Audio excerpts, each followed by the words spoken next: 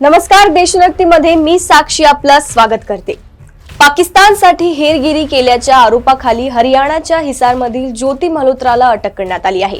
आता या केसमध्ये नवा ट्विस्ट आला असून आणखी एक यूट्यूबर प्रियंका सेनापतीचं नावही समोर येतंय। 16 मे रोजी ज्योतीला हेरगिरीच्या आरोपाखाली बेड्या ठोकण्यात आल्या। प्रियंका ही ज्योती मल्होत्राची साथीदार असल्याने तिची सर्व बाजूंनी चौकशी केली जात आहे, असं पुरीचे पोलीस अधीक्षक विनीत अग्रवाल म्हणाले आहेत। ज्योतीशी असलेले तिचे संबंध आणि करतारपूर कॉरिडॉरला तिने केलेल्या प्रवासाची चौकशी एजन्सीकडून करण्यात येत आहे। ज्योती माझी फक्त एक मैत्रीण होती आणि मी तिच्याशी युट्यूबद्वारे संपर्कात आली, असं प्रियंका सेनापतीने तिच्या इंस्टाग्राम पोस्टमध्ये लिहिलं होतं।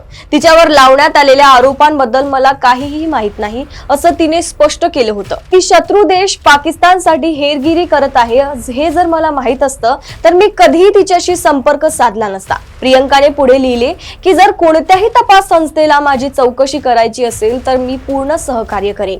माझ्यासाठी राष्ट्र सर्वोच्च आहे, त्यानंतरच इतर सगळं येतं, असं प्रियंकाने नमूद केलं। कंटेंट क्रिएटर असलेली प्रियंका ही पुरीची रहिवासी आहे। प्रियंकाचे युट्यूबवर 14,600 सबस्क्रायबर्स आहेत, तर इंस्टाग्रामवर तिचे 20,000 फॉलोअर्स आहेत। ती ओडिशा तसेच देशाच्या इतर भागांमधील तिच्या प्रवासाची व्हिडिओ देखील पोस्ट करते। 25 मार्च रोजी प्रियंका सेनापतीने तिच्या युट्यूब चॅनल प्री व्लॉग्सवर पाकिस्तानमधील ओडिया गर्ल करतारपूर कॉरिडॉर मार्गदर्शक असा तिचा पाकिस्तान प्रवासाचा ओरिया व्लॉग नावाचा व्हिडिओ पोस्ट केला। ज्योती मल्होत्रा सोबतच्या तिच्या नात्यामुळे प्रियंका चर्चेत आली आहे। प्रियंका सेनापती हिने पुरी भेटी दरम्यान ज्योती मल्होत्राला जगन्नाथ मंदिरात नेले होते।